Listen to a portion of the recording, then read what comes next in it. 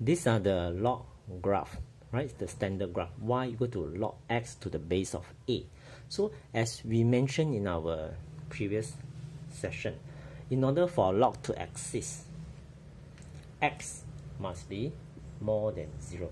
That is why in your graph, right, the second and third quadrant there's no value at all, because x must be more than 0 in order for the log to exist.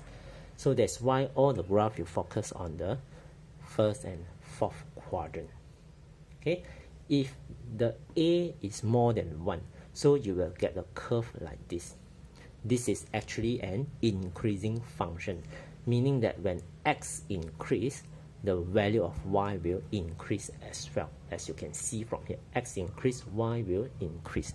So this is actually an increasing function, and you will cut x-axis at 1. Okay, if to find x-axis, you make y equal to 0. So log x equal to 0. So basically mean x is equal to 1. That's why the curve will cut the x-axis at 1, meaning the x-intercept is 1. And there's, as you can see from this graph, when x becomes smaller and smaller, when it's close to 0, right, the y value, they will become smaller and smaller as well, and it will be approaching 0 as well.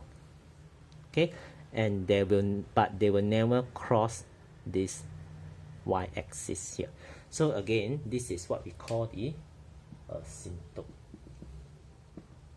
Right, in this case, the asymptote is x equal to 0, which is the y-axis. Okay, likewise for the other graph, when a is between 0 and 1, so actually you will have a decreasing function, meaning when your x increase, right, the y value actually decreasing. And again, they will cut the x-axis at 1, because if you equate this y equal to 0, you will get x equal to 1.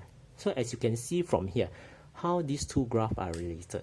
Actually, again, they are a reflection, but in this time, they are along the x-axis. Whereas for the exponential graph, let's say y equal to a to the power x and y equal to a to the power negative x, they are actually reflect along the y-axis.